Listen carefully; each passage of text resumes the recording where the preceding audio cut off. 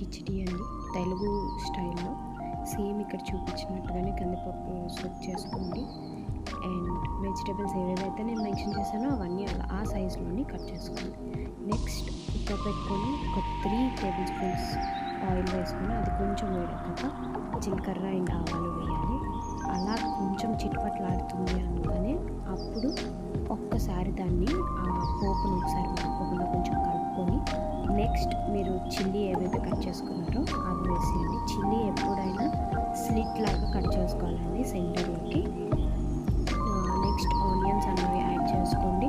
Onions ఎందుకు ఆ సైజులో కట్ చేశాను అంటే మీరు తినేటప్పుడు అది ముద్దైపోకుండా నీట్గా వస్తుంది, మంచి టేస్ట్ వస్తుంది. సాంబార్లో ముక్కలు వేసుకోండి.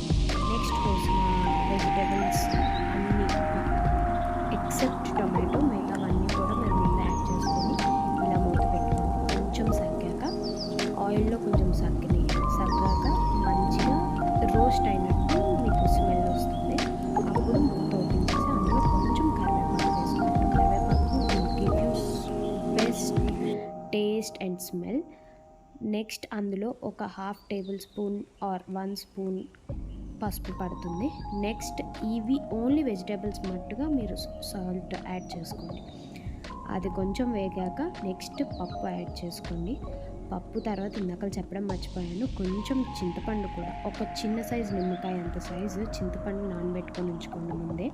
ఈ పప్పు వేసి బాగా కలుపుకొని ఒక 2 మినిట్స్ అది వేయగానే నెక్స్ట్ మీరు చింతపండు స్క్వీజ్ చేసుకొని ఆ వాటర్ అంతా ఇందులో యాడ్ చేసుకోవచ్చు.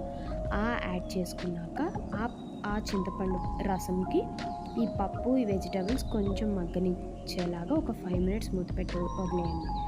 నెక్స్ట్ తీసి రైస్ డైరెక్ట్గా యాడ్ చేసుకోవచ్చు. నేను ఇక్కడ ఒక 2 మెంబర్స్ క్వాంటిటీకే చెప్తున్నానండి. బేసిక్గా మేము ఇద్దరమే ఉంటాం కాబట్టి మా ఇద్దరి క్వాంటిటీకే నేను కుక్ చేస్తాను. అదే క్వాంటిటీ నేను మీకు చెప్తున్నాను. ఐదర్ సింగిల్ పర్సన్కైనా దానికన్నా ఎక్కువైనా మీరు ఇదే క్వాంటిటీ డబుల్ చేసుకోండి. ఇప్పుడు ఈ క్వాంటిటీకి ఒక గ్లాస్ ఆఫ్ రైస్ మాత్రమే సరిపోతుంది. ఇది మోర్ దెన్ ఇనఫ్. ఒక గ్లాస్ ఆఫ్ రైస్ వేసుకొని బాగా కలిపేయండి.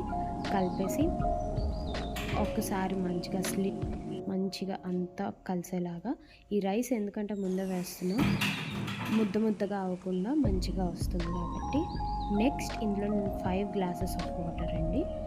ఒక గ్లాస్ ఆఫ్ రైస్కి 5 గ్లాసెస్ ఆఫ్ వాటర్ ఈజీగా పడుతుంది ఎందుకంటే ఇది కిచిడి కాబట్టి. సో లాస్ట్లో ఇందులో నేను సాంబార్ పౌడర్ వేస్తున్నాను. నేనైతే ఎవరెస్ట్ వాడతాను. ఎవరెస్ట్ చాలా బాగుంటుంది నాకు. సో ఇందులో 5 విజిల్స్ వచ్చాక మీ 1 pot కిచిడి రెడీ.